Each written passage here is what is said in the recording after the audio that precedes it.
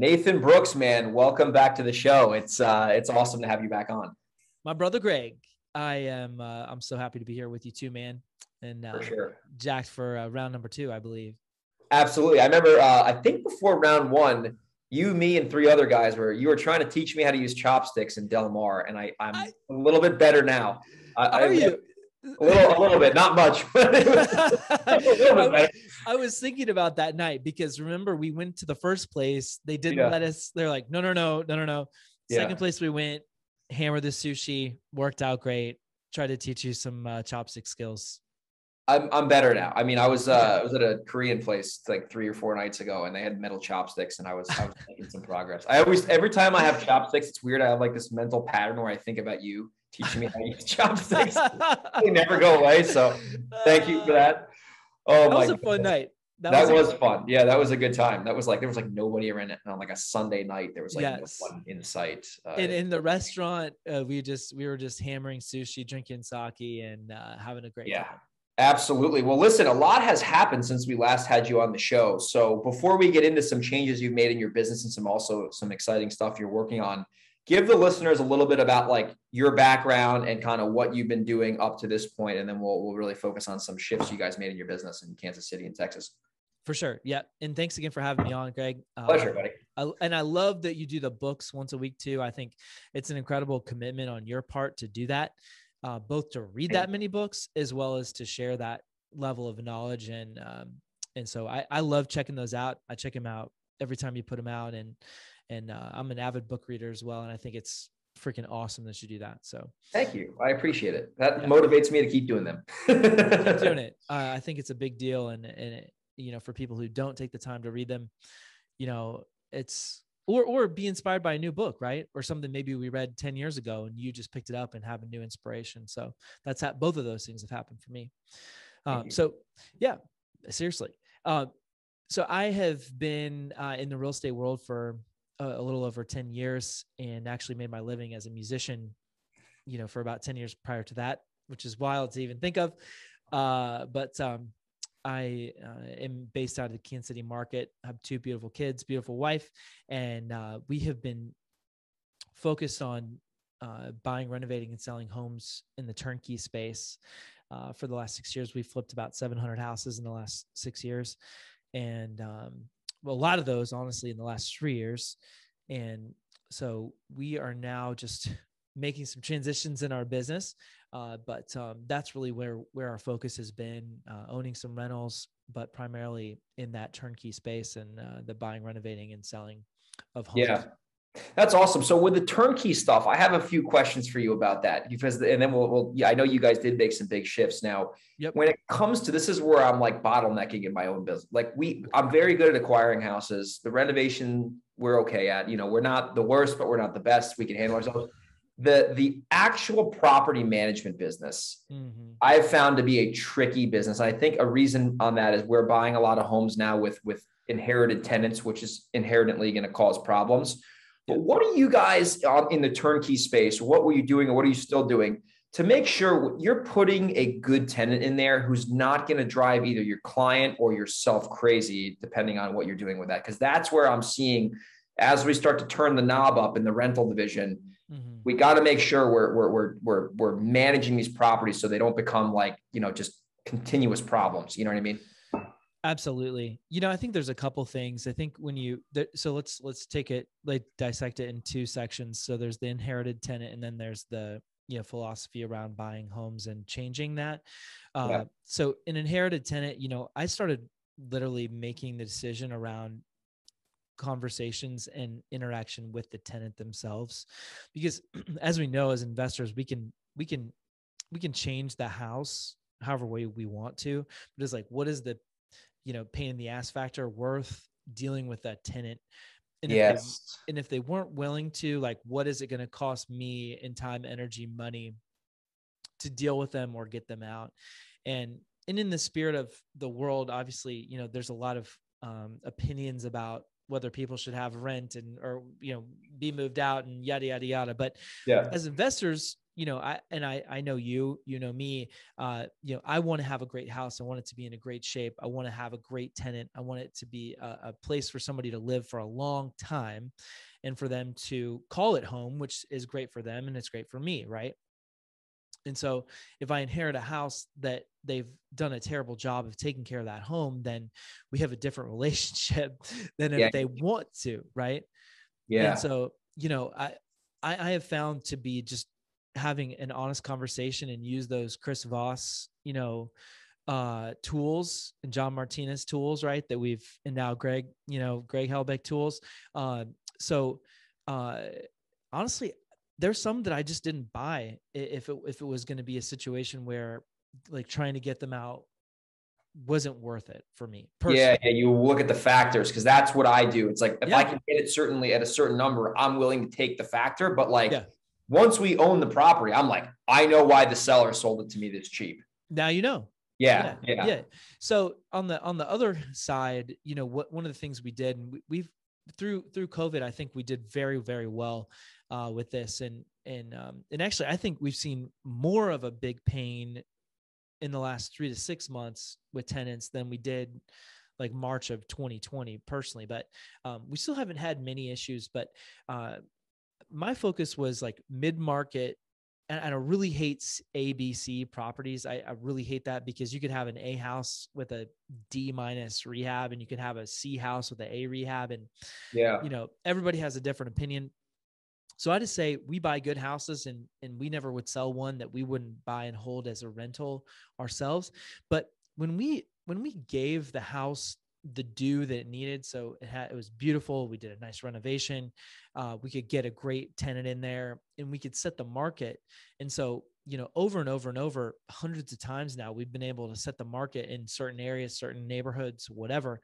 And so we were able, just by nature of the renovation and the house that we looked at, we weren't trying to meet like in the lower quarter of the quadrant of price points. We were like in that second and third quadrant.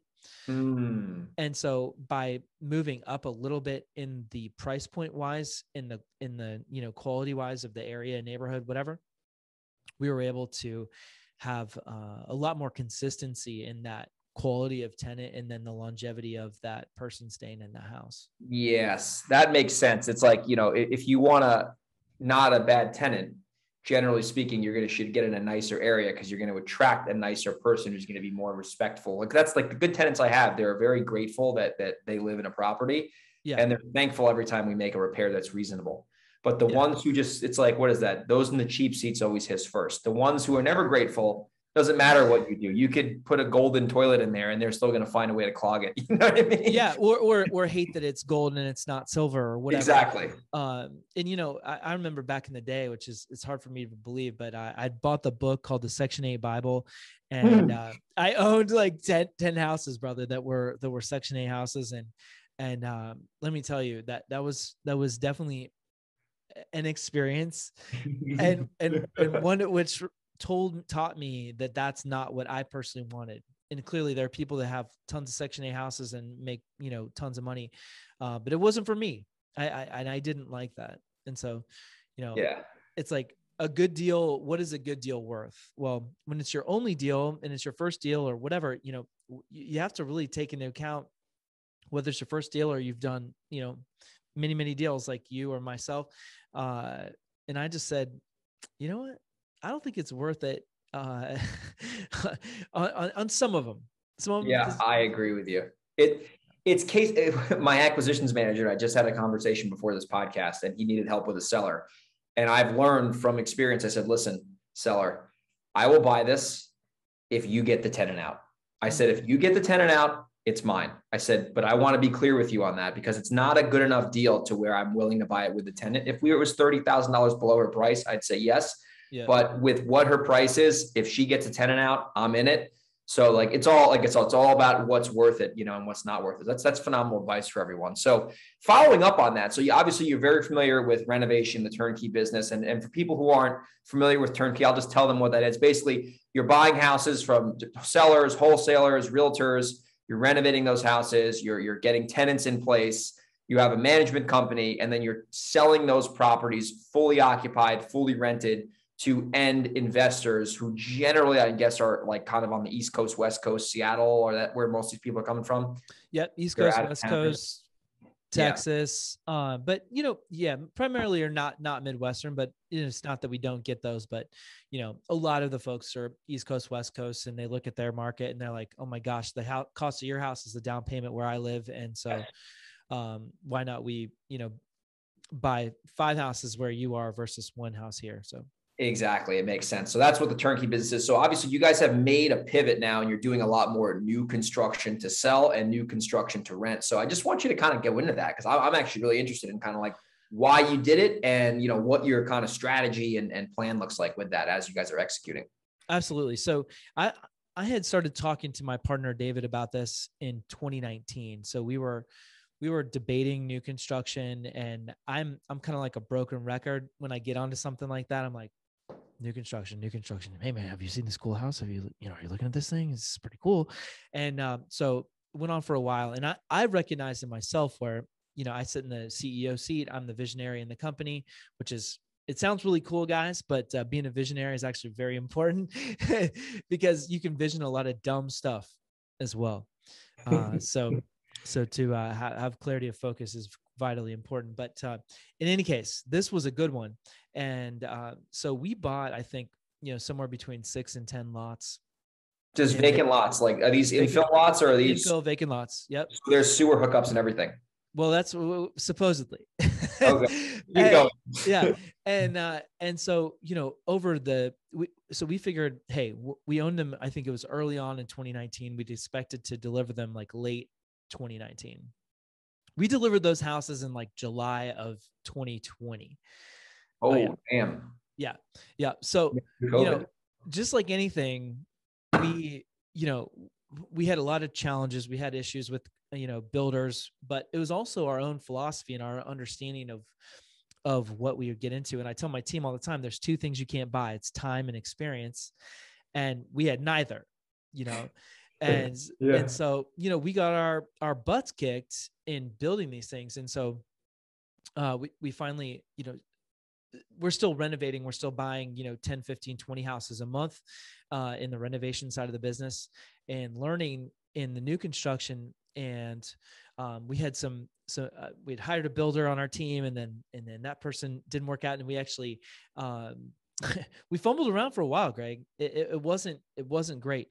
But we had to finally make the decision, like, no, we are going to actually focus in this area of the business and professionalize, just like what we had done on the renovation side of what our existing homes. Exactly.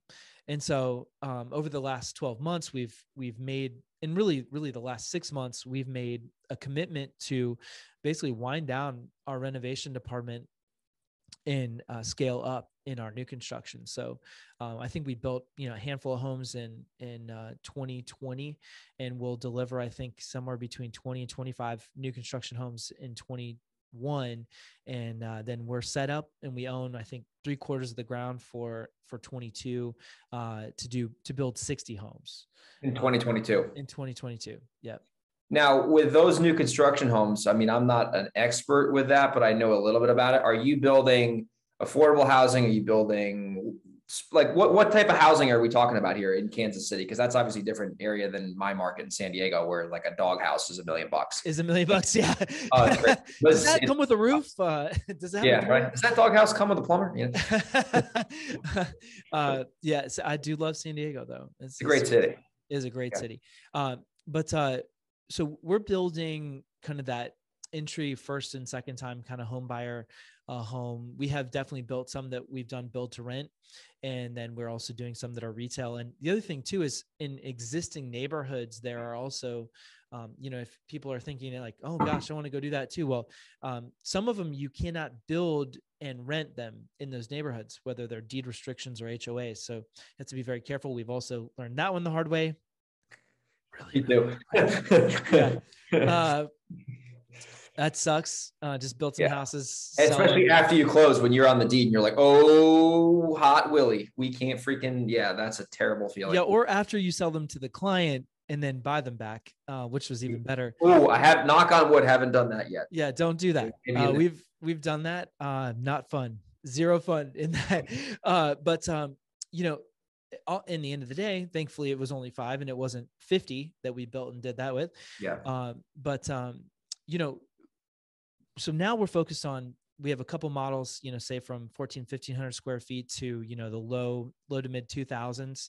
And it's, you know, in our market, it's say 250 to 350, 375, money, 250 grand to 375,000.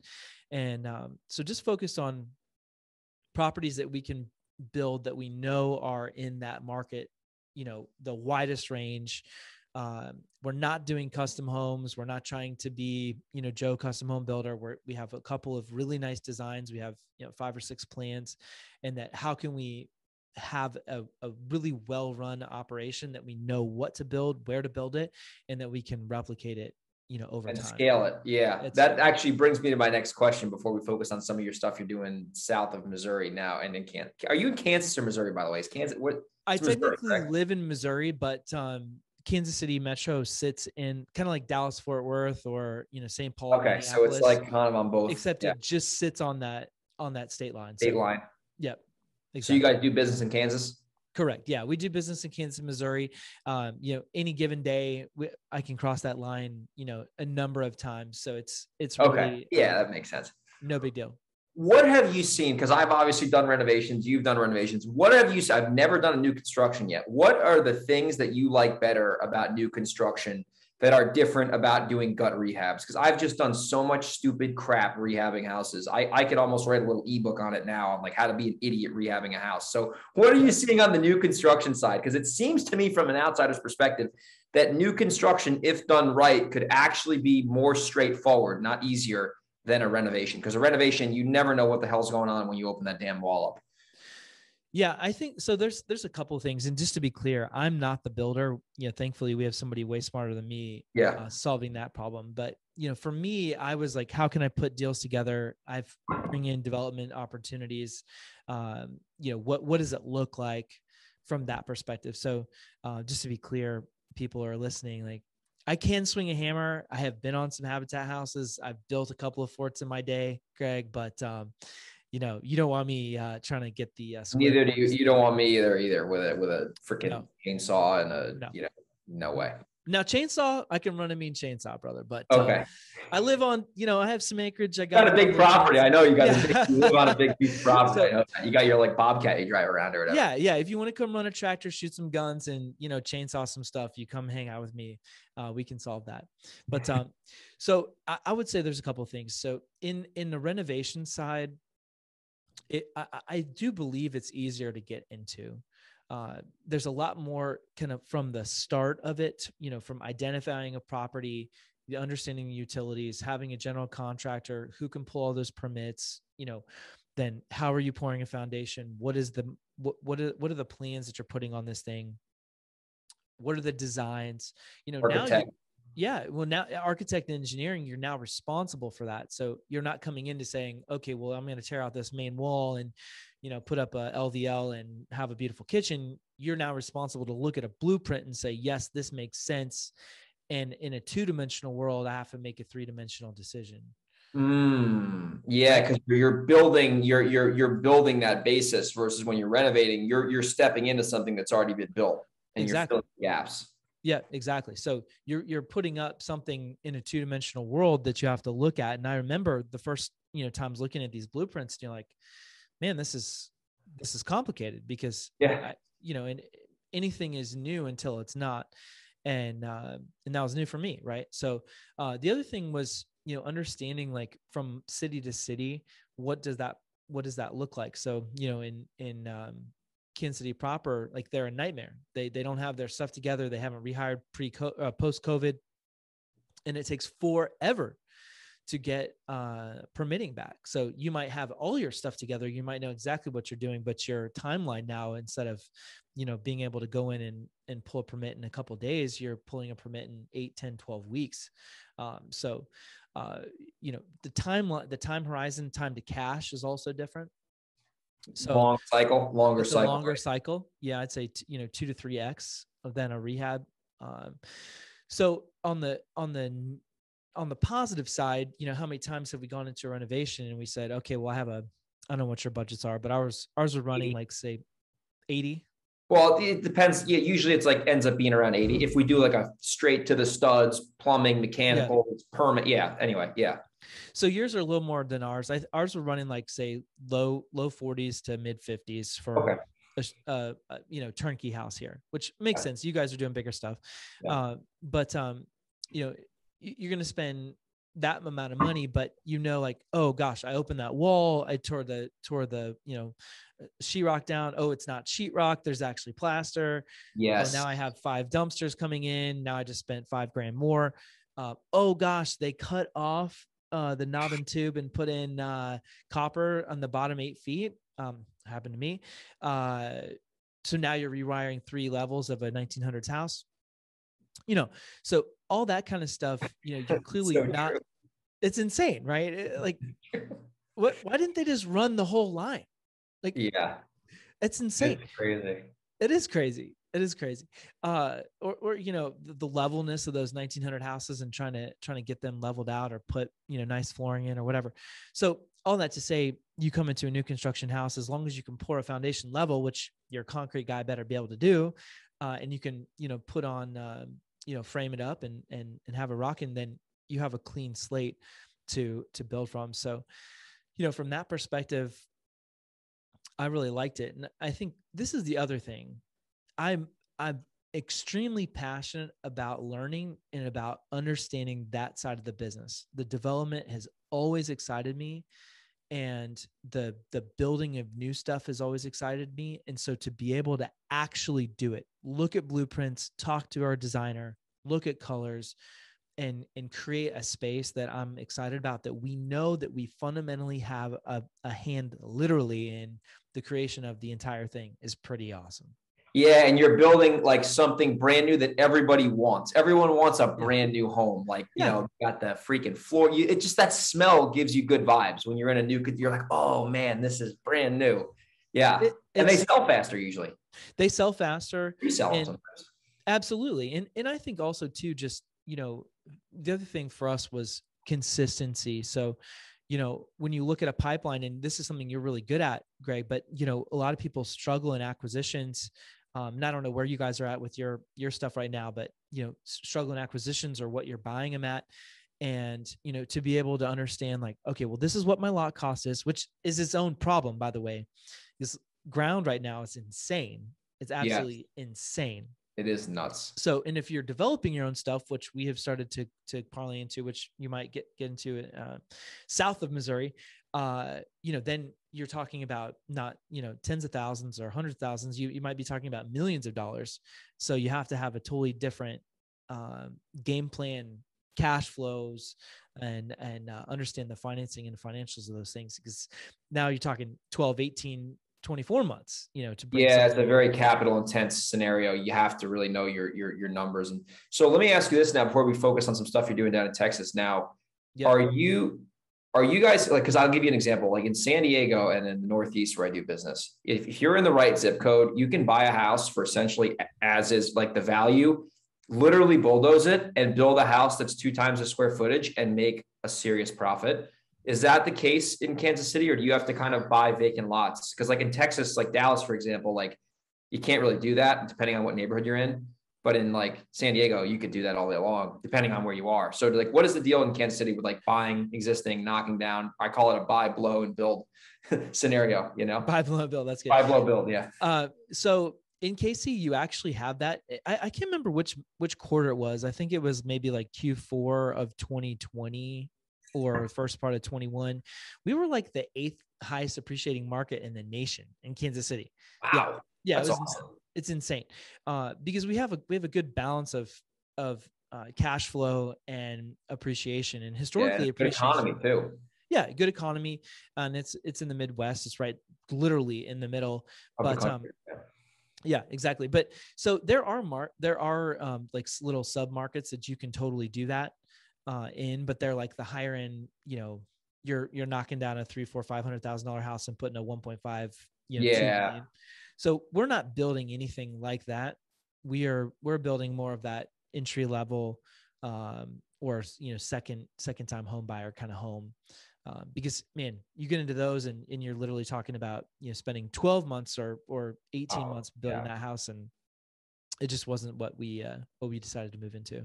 Totally. So are you looking for just mainly like when you're sourcing your inventory to build, are you just sourcing infill lots? Are you kind of buying land and subdividing it? Are you having wholesalers? So I'm sure like you have some wholesalers that probably know that you guys are doing this and they're probably marketing to maybe infill lots, or you're marketing to infill lots. Cause I know people who do that all the time and they make a lot of money, selling lots to builders.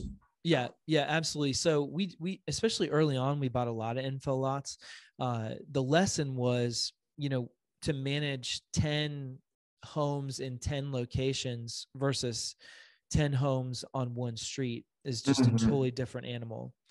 And so, you could have the, your builder, my guys are on that street and there's a question down on, property, 7, they can just walk down the street versus drive 30, 40, minutes, whatever. Traffic.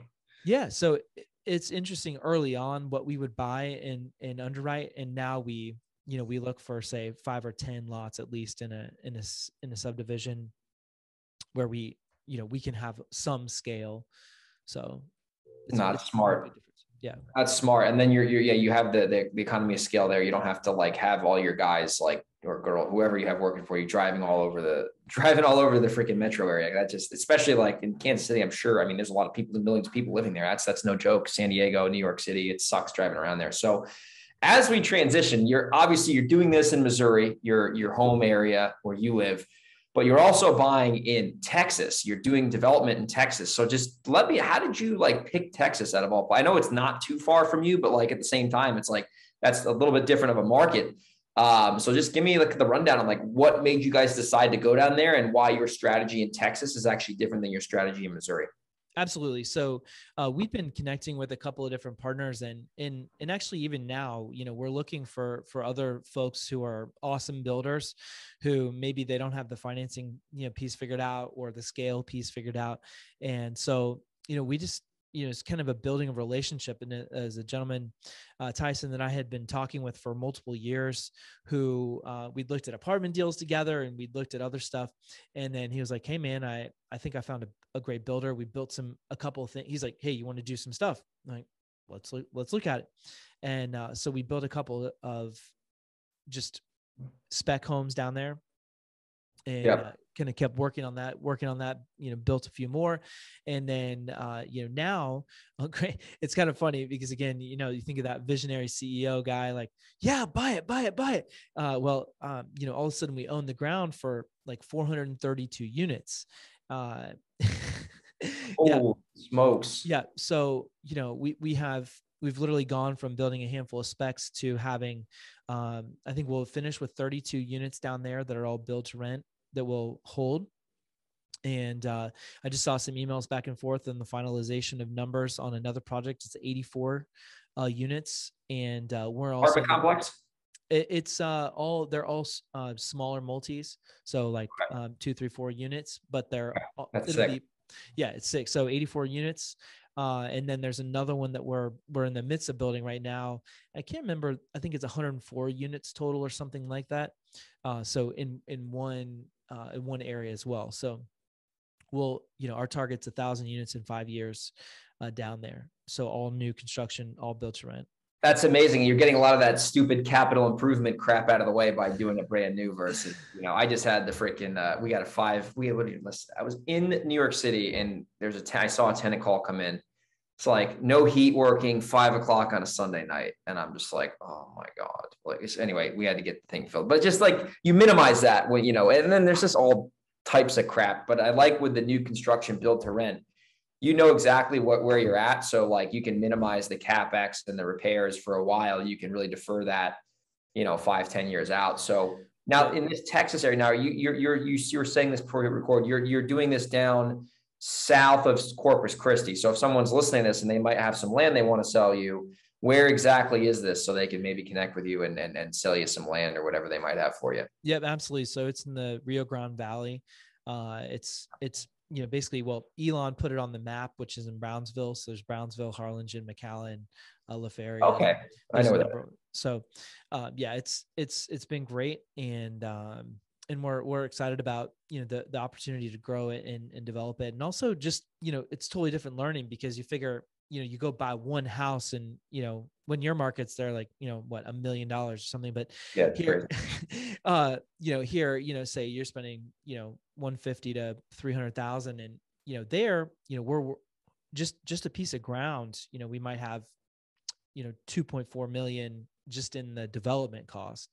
And then, then you have to parcel those out, and it takes over a period of time. And then, okay, well, that's now 100 lots, but each of those 100 lots, now we have to have another 200,000 or 300,000 per lot.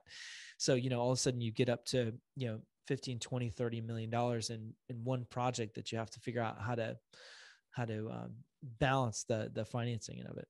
Yeah, and how to exit properly, whether you're doing the burr on it, a big burr, or you're selling to just liquidate. It's like the concepts of real estate almost on steroids at scale with, Yeah. you know what I mean? That's what it kind of looks like. It's like everyone talks about the burr book, burr strategy. It's a great model. It works. Done it before. You've obviously done it. But then when you're burring a $2.4 million development deal, same principles, just some more zeros added to it, Correct. Yeah. Yeah. When that 2.4 is just literally the ground. I mean, that's where we were like, that's not a single home built on it.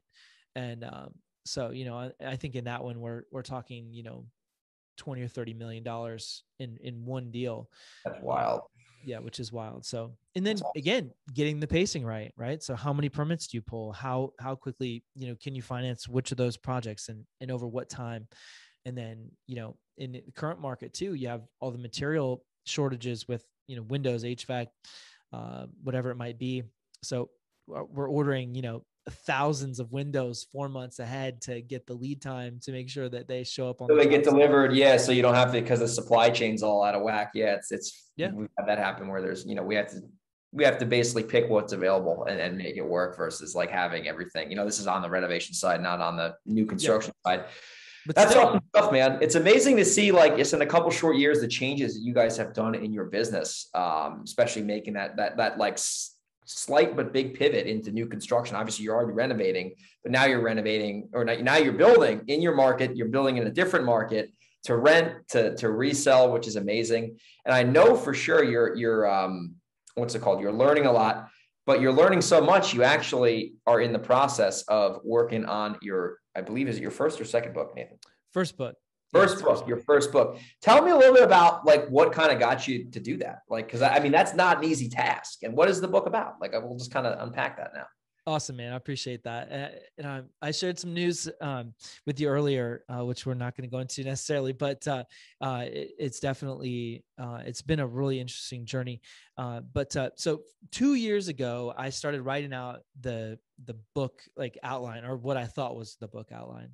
And it was one of those situations where I've been feeling a pull to write for a while. And actually my good buddy, Brandon Turner, people may or may not know of him on Bigger Pockets and other things, looked at it. He helped me kind of work through thinking through what the chapters were and topics and those sort of things. And so I'd approached Bigger Pockets at the time, and they're like, yeah, we're not interested in that book. and so I was like, okay, great. So this book sucks and you suck as an author. But fast forward a couple of years, and I posted something on Facebook about, who knows an editor or copywriter, somebody in the book world, because I was starting to feel that pull again. And I got connected through a friend of a friend with a book coach. Her name's Ashley Mansour, and she's amazing out in LA. And of course, if you're going to write a book and you want a coach, you should go hire her. But all of a sudden, I finally had the forum to work through not just ideas, but have somebody that's actually been there and understood the process. So early this year, I started writing, and I did like 30-some thousand words in pre-work with her. And then I wrote my book. I was the fastest student of anybody she'd ever had. And I wrote 72,000 words in like 2.5 weeks, which is outrageous. And so like 2, 3, 4 weeks later, I came back to the book and I reread it, and I hated it. And so I came back about a month later and rewrote the entire book, another 66,000 words. So, I was really tired of reading books in the real estate world that didn't address all the problems that I thought were. So there's philosophy, there's vision and mission, there's the purpose of what we want to create in our life. And then there's the strategy of how to put them together. And so I wanted to write a book that addressed all those things in mindset and personal development. And so how can we create that in a way that tells a story, not just of what you like, oh, I want to go buy some houses. Okay, well, what is I want to get rich. Yeah, I want to get rich. Yeah, I want to get rich. What does that mean? And also address the things that don't work and that I'm really frustrated about in our awesome real estate world, right, that we're a part of. But there's so I talked about the hustle and grind mentality and how I think it's broken, and how to create the things that we actually do want by manifesting them, visualizing them, and then creating them. And so that was a long explanation about the book, but I'm very excited about it. That is amazing, man. And it seems to me from an outsider's perspective, like if you really think about a book, like I've obviously read thousands at this point, I'm sure you're the same way. It's like, if you really think about the amount of value and information you can condense into one product, like I was talking, I'm not trying to be like the name dropper here, but I had Mike Michalowicz on my podcast 2 weeks ago, and he's obviously written a ton of books.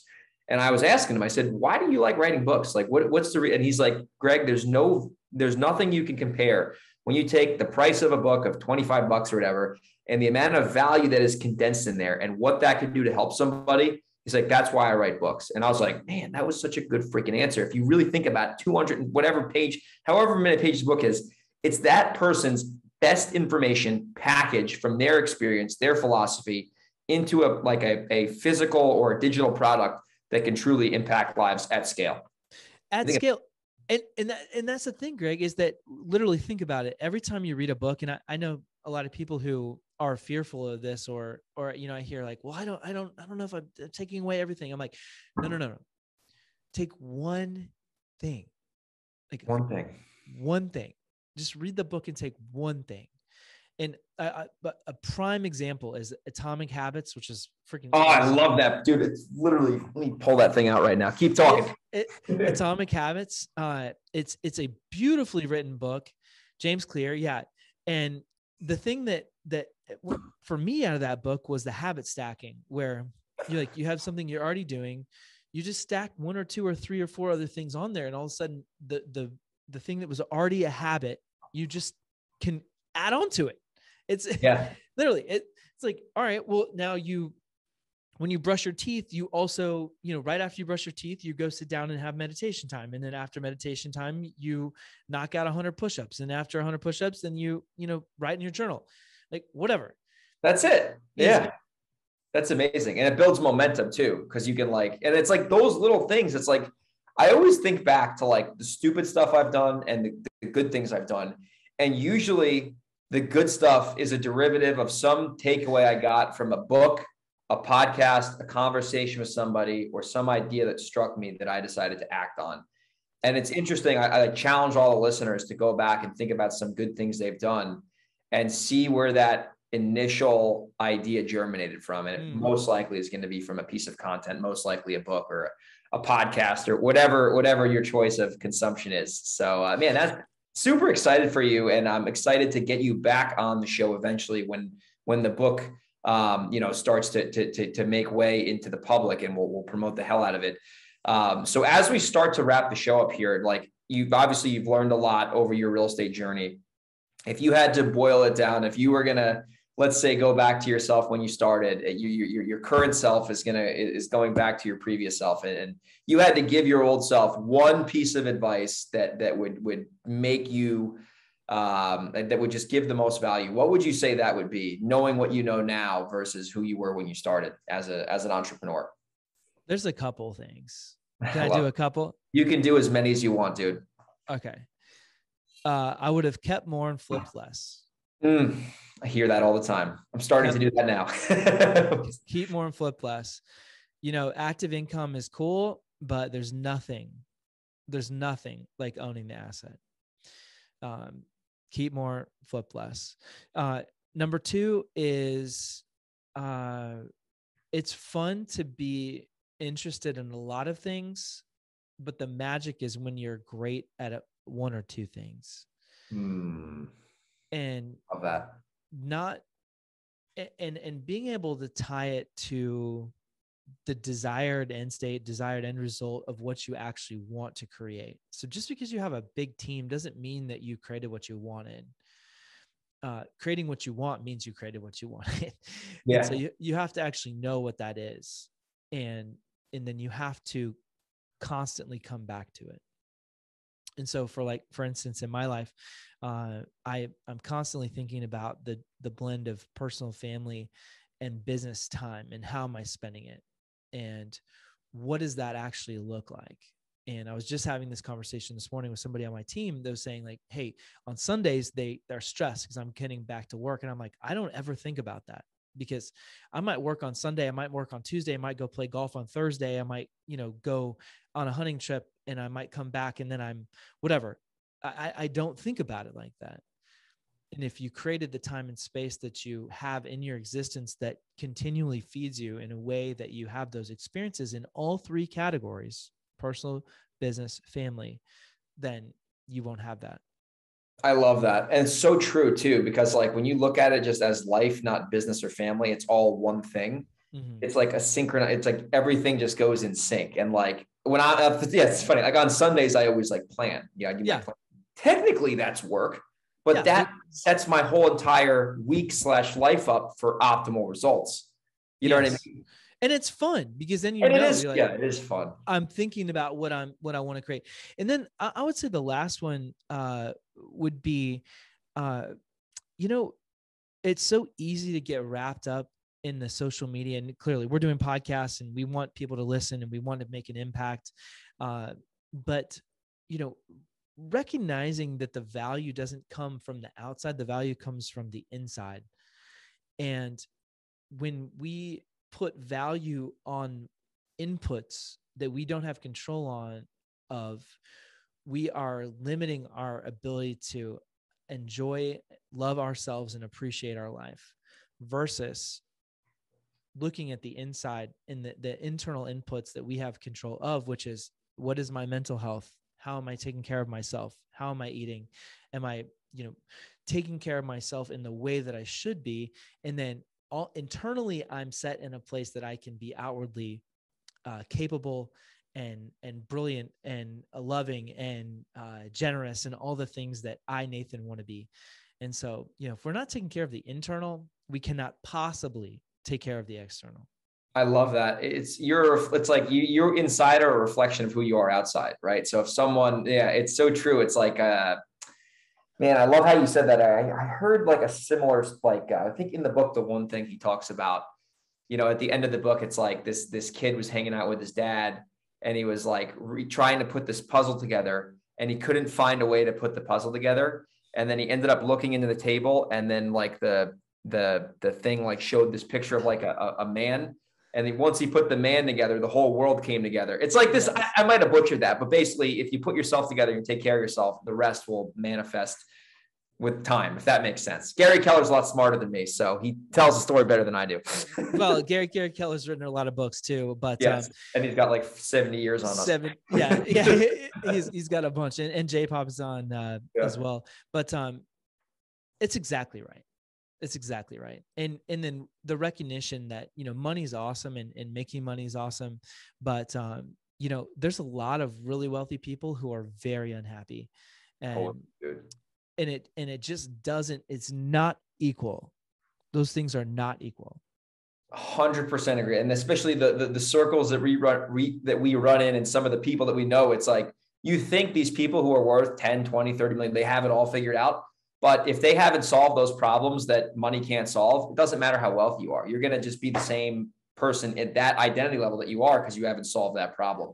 Yeah. And I know people who are flat broke and they're happy as a clam, and they're more present than me, probably more present than any of these achievers. And sometimes I wouldn't say that I envy them all the time, but I say I can take a lot away from them. I can say, you know what, that person might not be wealthy or whatever, but they're happy. And that's all that freaking matters. I used to have this weird stigma before I started doing more deals where I was like, oh, well, once I'm happy and I have a lot of money, then I'll be, it's like, that's such garbage. Cause I found myself in the same problems I already had just with income, you know, it was well, that's it. And then you're still chasing things to try to solve that inward problem. Yeah. And I'm not saying I have it all figured out, to be clear. Yeah, neither do I at all. Yes. But you know, meditation, journaling, you know, having real friends that have real conversations about these things, it makes a big difference. And then just to be intentional about it, is a wonderful thing. And if you're not, don't feel bad. Just say, okay, cool. What's one thing now that I could, you know, integrate, go back and read freaking James Clear's Atomic Habits book and start integrating some of those things that now, and Miracle Morning. I don't necessarily do Miracle Morning, but you know, that's another beautiful book that can give you some context to, you know, you don't want to get up at 5, don't get up at 5. Get at 7. It's the principles that matter. Yeah, exactly. Yeah. People, that's the thing with like information that people will see. Like, they're like, well, this guy says to do this. You don't have to take his philosophy and duplicate the damn thing. You could take, like you said, one thing, like maybe you like meditating or whatever, and just do that. That alone will change your life. You don't have to get up at 3:30 in the morning and hang up like a bat underneath your, you know what I mean? Like it's just, everyone's got a different strategy. You know what I mean?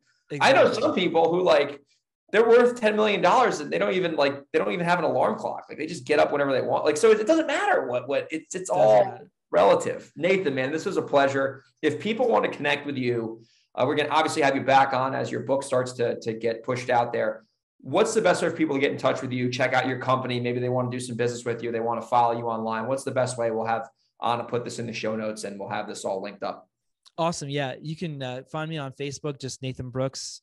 Cool. You can also connect with me on the Insta, Nathan Brooks, REI. And love it. Our company's bridgeturnkey.com. And so, yeah, there's a couple of different ways. Right on. We'll get all that in the show notes, man. I really appreciate you coming on the show today. That was a lot of fun. A lot of fun, Greg. Appreciate it.